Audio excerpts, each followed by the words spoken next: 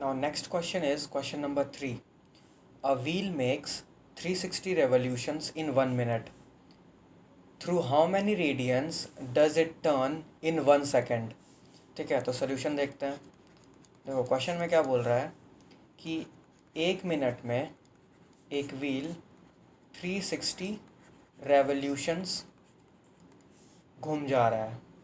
ठीक है, तो मैं क्या बोलूँगा कि 1 मिनट में देखो 1 रेवोल्यूशन का मतलब क्या होता है. अगर मैं रेडियन की बात करूं तो 1 revolution is equal to 2 pi radian होता है. So 360 multiplied by, in place of revolution I am writing like 2 पाई.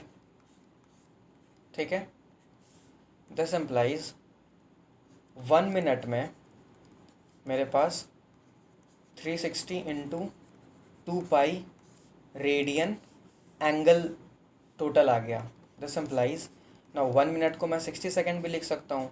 इसका मतलब 60 सेकेंड में 360 इंटू 2 पाई रेडियन मिल गया मुझे. ठीक है, मुझे फाइंड क्या करना है.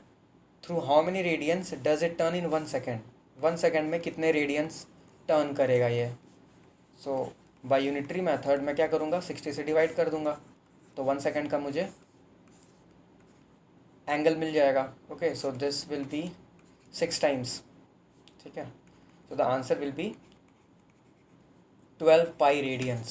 Okay, now next question is question number 4. Find the degree measure of the angle subtended at the center of a circle of radius 100 centimeter and arc of length 22 centimeter. So solution, सबसे पहले तो हम जो भी given data है ना उसे लिख लेते हैं.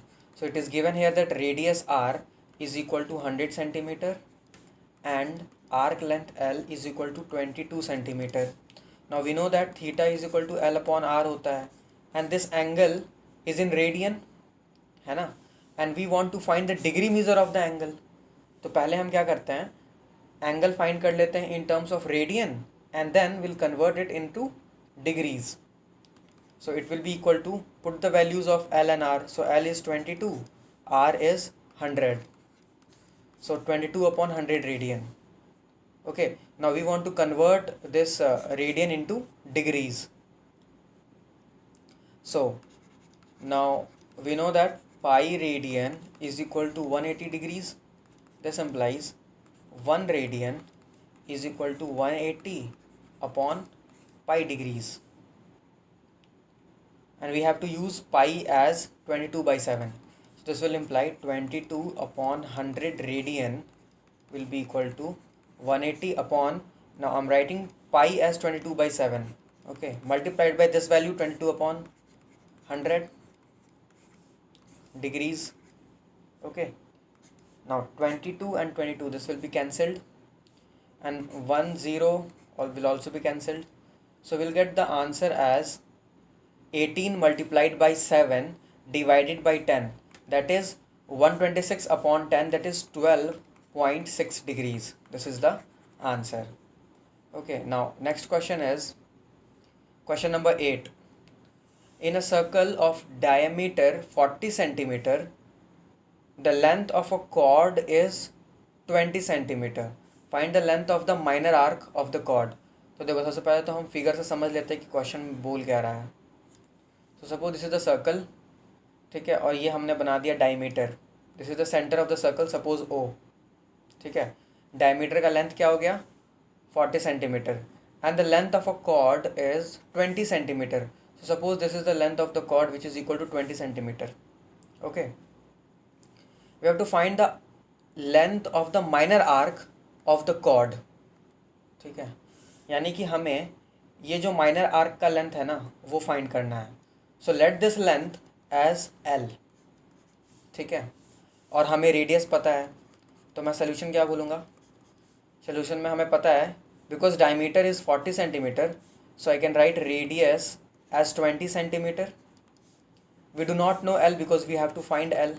ओके, एंड ओके, अब देखो इस आर्क लेंथ के वजह से जो एंगल सबटेंड होगा सेंटर पर, that will be the same angle that is subtended by the chord of length 20 centimetre, है ना। ये जो कॉर्ड है 20 सेंटीमीटर लेंथ का, उसके वजह से जो भी एंगल सबटेंड हो रहा है वही तो इस आर्क लेंथ एल की वजह से भी एंगल सबटेंड होगा सेंटर पर। तो हमने मान लिया कि जो एंगल सबटेंड हो रहा है that is equal to theta. Okay, now this is also equal to R radius, this is also equal to R radius. Now we know that R is equal to 20 centimetre and this chord length is also equal to 20 centimetre, है ना। तो मैं क्या बोलूँगा, अगर मैं cord को A B बोलूँ तो मैं यहाँ पे क्या बोलूँगा कि triangle A O B is an equilateral triangle, है ना। दिस विल इम्प्लाई थीटा क्या हो जाएगा, किसी भी इक्विलेटरल ट्रायंगल के सारे एंगल्स 60 डिग्रीज के इक्वल होते हैं and we know that 60 degree is equal to pi by 3 radian, है ना। तो मैं डिग्री नहीं यूज़ करके रेडियन के टर्म्स में लिख रहा हूँ इसे, ठीक है। So theta is equal to pi by 3 radian. Now we also know that theta is equal to L upon R, so L upon R is equal to pi upon 3 radian. Okay, now we want to find the value of L, so L will be equal to pi upon 3 multiplied by R. R is 20 centimeter, so we'll get it as 20 pi upon 3, और अगर हम इसे solve करें so 20 upon 3 multiplied by 22 upon 7, ठीक है। so we'll get it as 440 upon 21. Okay, now you do the calculation yourself. Okay, I'm leaving this part for all of you. So we'll get the final answer as 440 upon 21. Do the calculation part. Now next question is question number 6. If in two circles arcs of the same length subtend angle 60 degree and 75 degree at the center, find the ratio of their radii. So suppose we have two circles, ठीक है। एक circle हो गया ये और एक circle हो गया ये, ठीक है। और क्या बोला जा रहा है, arcs of same length.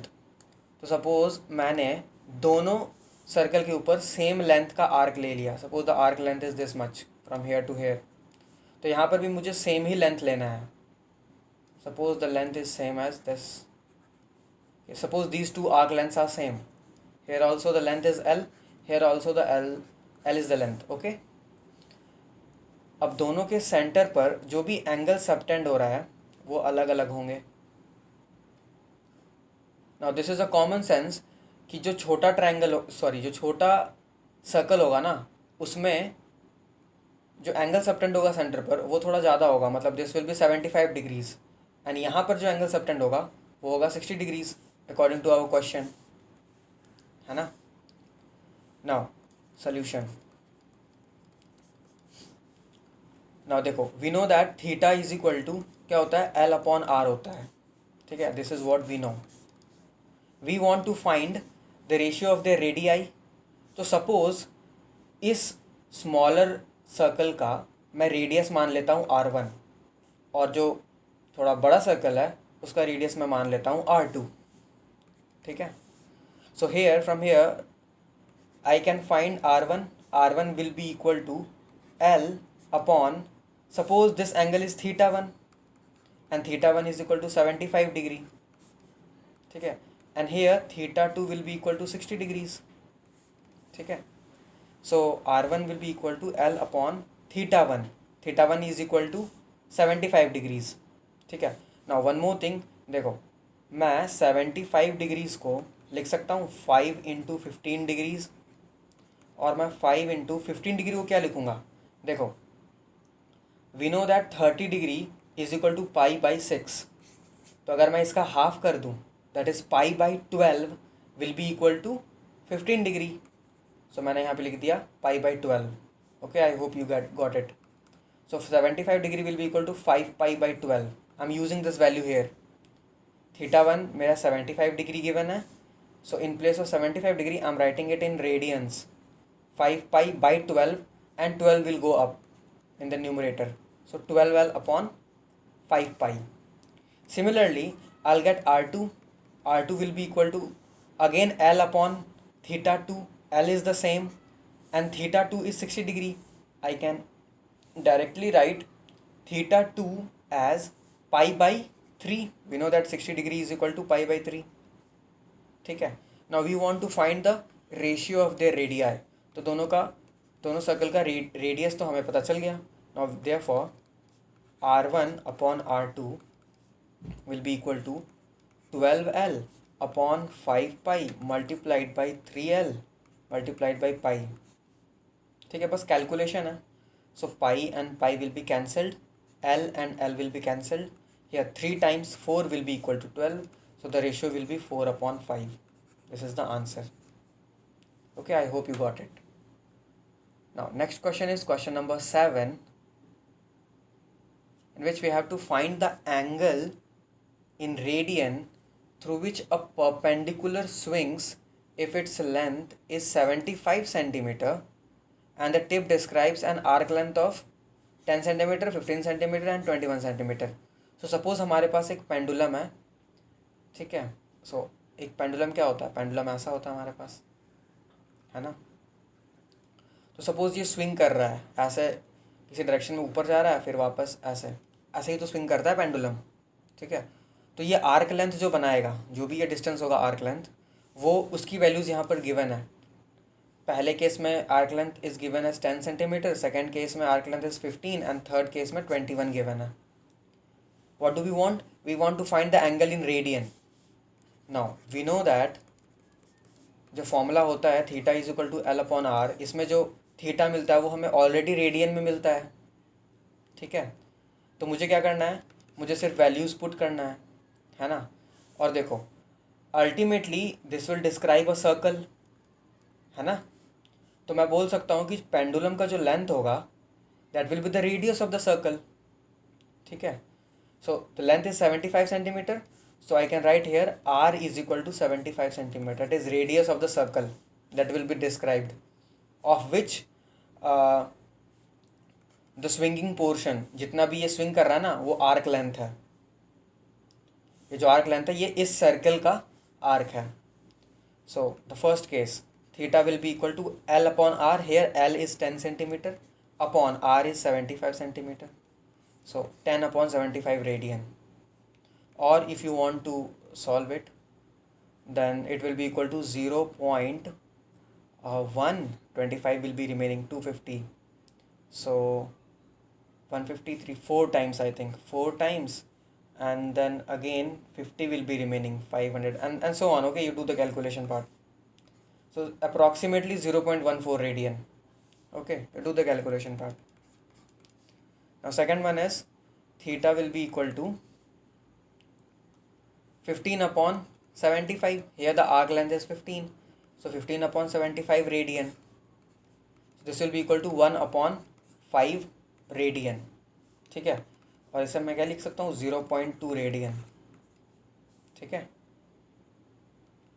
Now next is third one. Theta is equal to